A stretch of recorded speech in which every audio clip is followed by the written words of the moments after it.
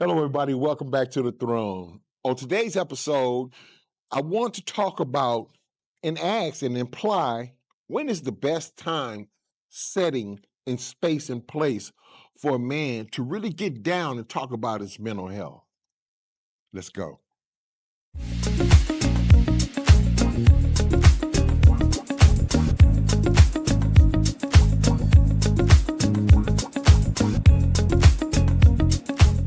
Right now, what I want to do is talk about how difficult it is to even get to the point to share when it is so uh, uh, embedded and taught to us as little boys and young teenagers and young men, you know what I'm saying? Shut the fuck up, man. You know what I'm saying? Don't cry. You know what I'm saying? For what? You're not supposed to feel your emotions. So if you can't tap into your emotions, how in the hell you gonna look at your mental health? Mm-hmm.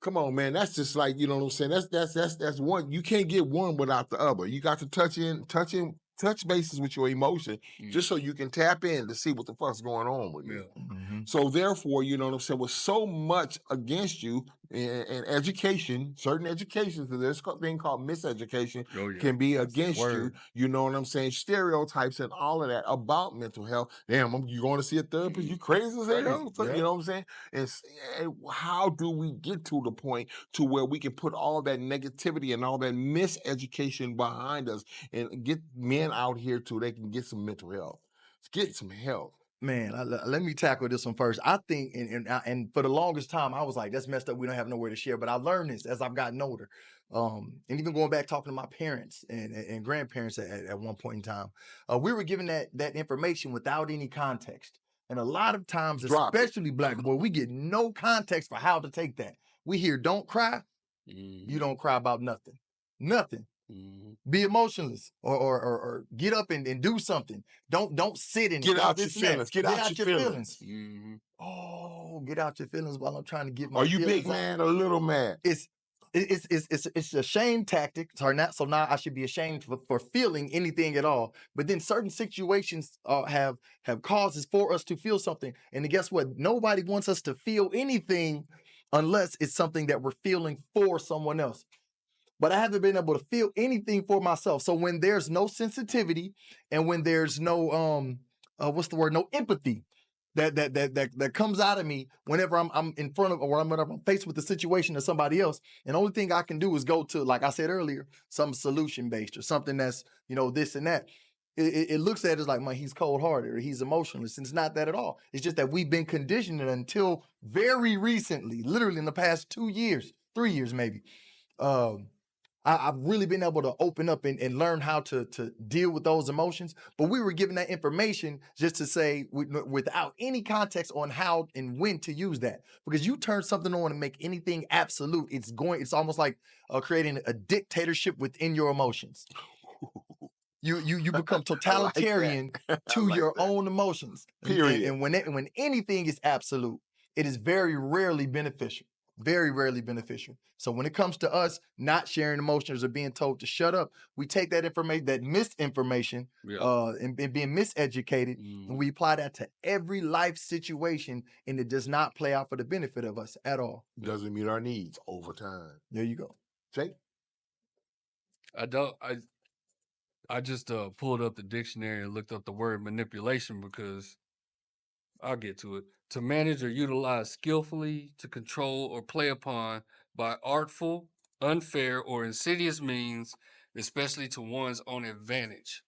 The perception that I'm getting is like, I remember being younger, especially in our culture or whatever, like y'all were saying, like you get in trouble and you'll literally get whooped, literally get beaten. They'll tell you to stop crying. Before I give you something to cry about. Yeah, before I give you something to cry about, all that stuff. Better not right? be around your uncle. The perception from the other person is they are now exerting pain, even whether it be physically, emotionally, or whatever. They're now they're placed in the leadership role. That's how they see it. They see it as this is corrective action. I don't want you to do this, so I'm gonna do this to make you stop doing this. And like you said earlier, it's misinformation. Like nobody asked me how I felt in the situation. Y'all determined how I felt for me and shit. Or how you should feel. Exactly. How I should feel. Or shouldn't feel And at so all. now Shouldn't I've been conditioned to get in these places where I'm emotionless, I'm numb, I can never smile. You know, all those things, right? Like you not soft if you smile. You not soft if you say how you feel. Like when you say this makes me feel this way. Today I can clearly articulate how I feel to any damn body.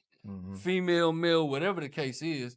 And I don't even have to I love where I'm at right now because I'm so accepting of myself and the conditions around me because I understand that people just do people sometimes. But I better remember that my ass can people too, Yeah. right? Yeah. So it's about me being aware of my behaviors, man. I don't want any male out there to be scared to open his mouth and be vulnerable and say something today. It is okay. It's okay to say I need help. That's some bullshit ass facade, is what it is. You're trying to live up to these societal conditions, and social media doesn't help it because now you have to have this fake ass persona, and you got to live up to people's expectations that you don't even fucking know. I gotta ask this. Do Yeah. you sometimes, and I battle with this, like I really do. Just like you said, it's okay to say I need help. It really is okay to say that. And I know that.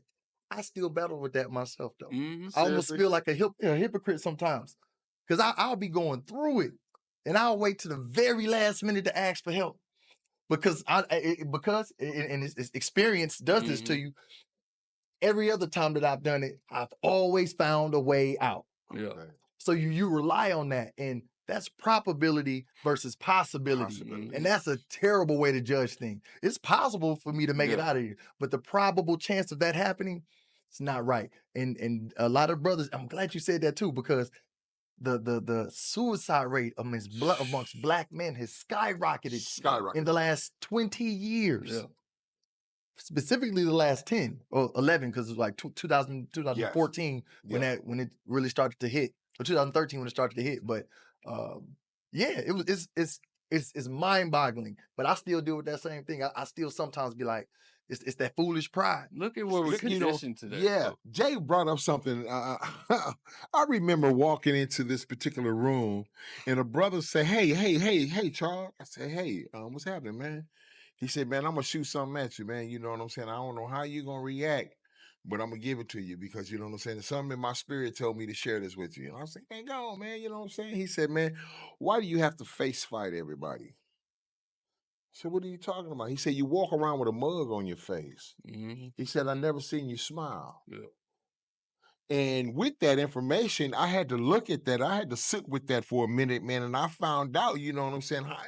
I can't sit up. I can't be on the cut, sitting up there. How y'all doing today? Yeah. Yeah. What's happening? Yeah. You know what I'm saying? I can't be on the penitentiary yard. You know what I'm saying? How's everybody? Did you like that child this morning? Yeah. You know what I'm saying? Yeah. That's perceived in a whole detrimental way in those environments. You know what I'm saying? So therefore, I'm coming in to, I'm gonna say, reality, because I wasn't in no reality in that standpoint. Coming into reality and coming into maturity, you know, I had to find out that, you know what I'm saying, it's okay to smile. And then the plan that God had for me and the path that God is, the Most High is putting before me, it's detrimental that I smile. Because see, I can attract people, I can let people in when I smile. And that's one of the reasons when I went back to that brother and I told him, he said, "Man, thank you, man." He said, "What you talking about?" It was like a year later. I said, "I got it. I got what you was telling me. It makes sense." Because when I began to smile, those people that I need in my life Found their way towards you. found a way towards me. But as long as I'm walking around mugged up, Standoffish. And oh no, they not finna. No, I'm 6'3", 250 pounds plus. You know what I'm saying? So you know, they ain't finna just walk up on you and say, "Hey man, how you doing, man?" You know what I'm saying? Want to go hang out? Nah, It makes sense. nah, they That not makes finna sense. do no shit like that.